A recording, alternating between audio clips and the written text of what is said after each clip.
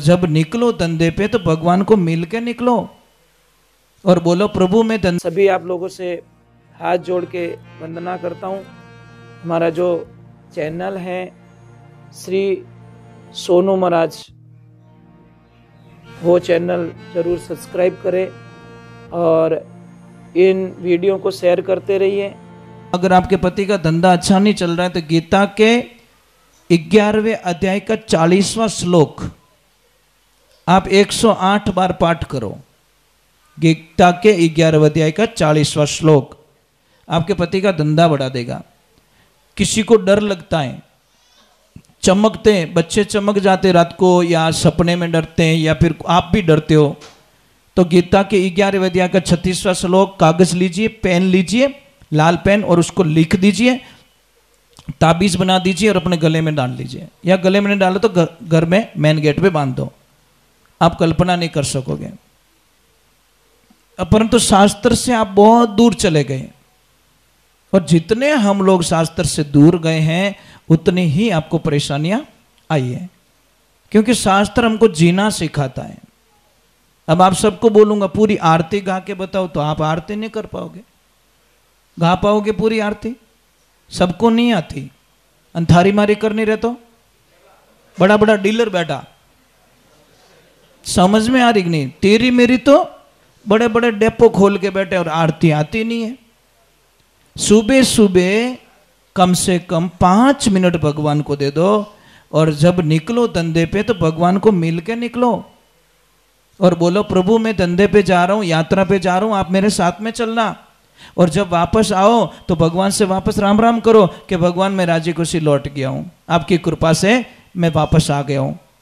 एक छोटी सी बात है, सब आप माँ बाप जैसे इन मेन गेट हॉल में बैठा, आप जावो तो ही वणु बात नहीं करो, आवो तो ही बात नहीं करो। आप माँ बाप में कहीं बीतेला, ईमानदारी बोलो, कितना दुखी रही वे, मतलब बेटो गयो तो भी बोलन नहीं गयो और पाछो आवे तो ही बोले ही को नहीं, डायरेक्ट आप कमरा में जाए परो।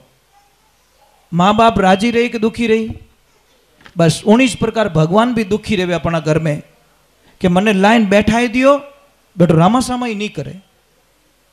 आप खाली उसको तस्वीर मानते हो ना, इसीलिए आपको फीलिंग होता है तस्वीर। तस्वीर नहीं है, भगवान है अंदर। फीलिंग कीजिए, आप ऐसे मानिए कि नहीं मेरे प्रभु अंदर बैठे, मेरी माँ बैठी है, तो आपको अच्छा लगेगा। पर तो हम लोगों को मंदिर की तरफ टाइम नहीं है देखने का। एक छोटी सी बात साहब, मैं चिल्ला चिल्ला के लोगों को कहता हूं कि जब किसी की शादी हो ना, शादी चाहे लड़की की शादी हो चाहे लड़के की शादी हो, आप इतना खर्चा मत करो, नॉर्मल खर्चा करो, शादी कर लो। कारण बताऊं, निभ जाए तो नसीब है, नहीं निभे तो एल्बम देख देख रोवना ही है। एल्बम देखन के मान इतो फोटो लागतो मैं, इतो मस्त फोटो खिंचायो, ये बाद में गड़बड़ हो जाएगी भैया। आज तो 6 महीना नहीं रेवे और बेटी आइन पाप मम्मी ने कहे कि प्लीज मम, बेटी भगवान की तपस्या की, मांगना था इंद्रासन पर मांग दियो निंद्रासन। एक शब्द रो फर्क पड़ियो, समझ में आ रहा है? एक शब्द खाली, इंद्रासन की जगह निंद्रासन। तो जो कार्य इन्होंने किया है, बहुत पैसा लगा इनका, बहुत खर्चा किया इन्होंने, और मेरी पूरी कोशिश रहती है कि अगले को पूरा पूरा फल मिले। फल कब मिलेगा? जब हम नियम को फॉलो करेंगे। नियम का मीनिंग समझो आप, समझ लीजिए आपके गांव में कोई सेठ जी आए, आवाज आ रही थोड़ी थोड़ी, आपके गांव में कोई सेठ जी आए और उन्होंने बोला कि मैं 5 करोड़ की एक बस ले आऊं। क्या लेके आया? बस। अब इस 5 करोड़ की बस की 4 धाम की यात्राएं, वो भी एकदम फ्री, कोई चार्ज, जिसको भी बैठना है गाड़ी में बैठ जाओ। महाराज जब फ्री में कौन नहीं बैठे? 15 मिनट में बस तो हाउसफुल। अब वो ड्राइवर साहब आए और सबको बोला बस कैसी लगी? कि अरे मैं तो जिंदगी में ही नहीं देखी। सारे सिस्टम बता दिए, पंखा कहाँ से चालू होता है, एसी कहाँ से चालू होता है, किसको बुलाना तो घंटी कहाँ से बजेगी, मतलब सारा सिस्टम बता दिया। और सब ड्राइवर साहब ने बोला कोई तकलीफ के नहीं, बस को रवाना करूं कि कीजिए। ड्राइवर साहब बोले, ध्यान से सुना, बड़ा अच्छा लगेगा आपको। ड्राइवर साहब ने बोला, गाय भाई मैंने सारी चीजें आपको बता दी, परंतु एक बात बोलना मैं तो भूल ही गया। कि क्या? कि इस बस में ब्रेक नहीं है। अब मां कसम ईमानदारी से बोलना, अंदर बैठोगे बाहर निकलोगे? बस कितने की है, पर अंदर ब्रेक नहीं है।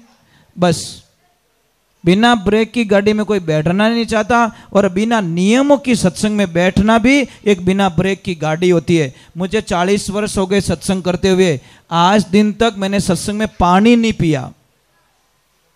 40 वर्षों का रिकॉर्ड बता रहा हूं, मैंने कभी सत्संग में पानी नहीं पिया, नहीं पिया, नहीं पिया। मैं इतना तो आपको पाबंदी में नहीं डाल सकता, क्यों? दूजी वाला पास आवो लो इसको नहीं कि तो महाराज पानी नहीं पीने दे। सब बहुत हार्डली है। अब समझ लीजिए आप फेरों में बैठे हो। कहां बैठे हो? आपका हथलेवा जोड़वाया ब्राह्मण देवता ने। अब 1 घंटा लगे चाहे 2 घंटे लगे, आप बैठे रहोगे शांति से, क्योंकि हथलेवा जुड़ा हुआ है। अब वहां पे बीच में थोड़ी बोले ला रे मिराज ला, कहता है कोई? यूं थोड़ी के आउन दे मिर्ची बड़ो तू, कहवे कोई? क्यों? हथलेवा जुड़ा हुआ है। साहब इसको कोड वर्ग में समझाता हूं। जब संसारिक हथलेवो जुड़ियोड़ो रेवे, आप 3 घंटा उन चवरी रे माने इतना शांति में बैठा रेवो, तो आ चवरी है ना सत्संग रूपी चवरी, इनमें आत्मा और परमात्मा रो मिलन रिया करे, इन वास्ते इनमें थोड़ा मजबूती में बैठो साहब, आनंद आ जाएगा आपको। ये चवरी ऐसी वैसी नहीं है। ये सत्संग रूपी चवरी में जो बैठता है उसका संबंध डायरेक्ट भगवान से हो जाता है। साहब एक बात का ध्यान रखना कि जिंदगी में अपनी लिस्ट कभी पूरी नहीं होगी, इसलिए हम अगर नाश्ता करेंगे हमारा मुंह झूठा हो जाएगा, और झूठा हो जाएगा, झूठा उस झाजम पे बैठना बहुत बड़ा पाप होता है। आपको नाश्ता करना है कि प्रसाद लेना, ये 2 ऑप्शन है आपके पास में। प्रसाद लेवनो कि नाश्तो करनो? मैं प्रसाद और नाश्ता की छोटी सी बात समझा देता हूं। समझ लीजिए आप नाश्ता कर रहे हो, करते करते थोड़ा नीचे गिर गया तो आपको कोई दुख होने वाला नहीं है, पैर भी रख लोगे। पर प्रसाद हाथ में हेठो पड़ गो रहे तो थोड़ी आत्मा दुखे, अरे कहीं क्या, अरे यार प्रसाद है कट नीचो ना कर भाई। आप नहीं उठाओगे, वो पड़ोस में उठा देगा, अरे यार तूने प्रसाद गिरा दिया। नाश तो कोई मिर्ची बड़ी पड़गो रे हेठो, तो कोई हेठो नहीं के बलंदे रे नाश तो दूजो ले ले। कहने का मतलब प्रसाद की इतनी इज्जत है, तो उस जो बनाया नहीं इन्होंने आपके लिए, उसको हम नाश्ता नहीं करेंगे, हम जिमेंगे प्रसाद, और प्रसाद बनेगा आरती के बाद में। अब हटा रहे जो प्रसाद जिन्हें जिमणो है आरती के बाद में मिलेगा, जिन्हें नाश्तो करना है एक साइड में जाए, नाश्तो करन पासो आन पानी पीन बैठ सके।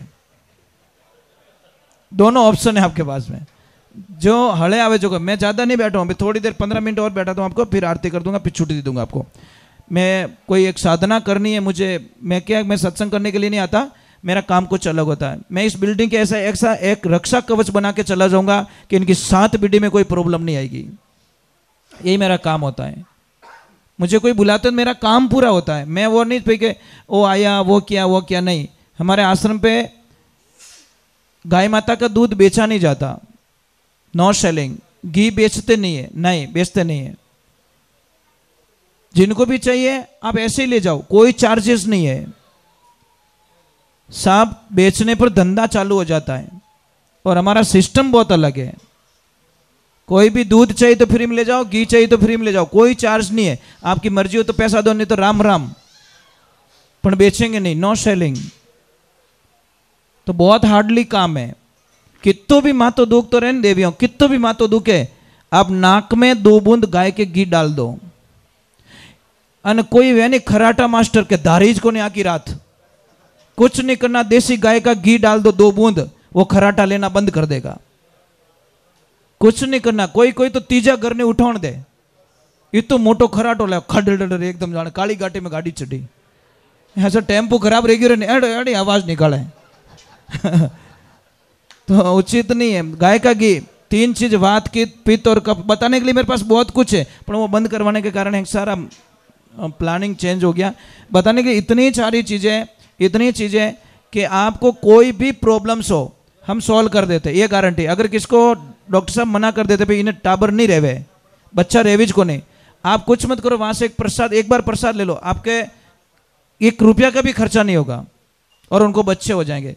कोई कहते हैं कि ये नशा नहीं छोड़ता, मैं 10 मिनट में नशा छोड़वाता साहब, 1 रुपया किससे चार्ज नहीं लेता। कितो ही अमल खातो रहे, कितो ही दारू पीतो रहे, कितनी बीड़ियां पीतो रहे, विथिन 10 मिनट वो जिंदगी माने पाची बीड़ी नहीं पीवे। ना तो डोरो बांधू ना टोटको करूं, टोटके में मुझे विश्वास नहीं है। मेरी एप्लीकेशन डायरेक्ट माताजी को लगती है और माताजी इतो आशीर्वाद है मारा माते कि वो काम हो ही जाता है।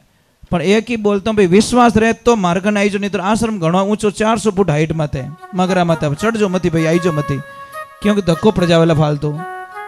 तो ये बात बहुत छोटी है, कोई भी प्रॉब्लम्स सॉल्व होती है पर विश्वास के कारण। तो सुना तो क्या, हिम्मत कर दूं, एक आध भजन सुनाऊं क्या, वो पासो आएगो तो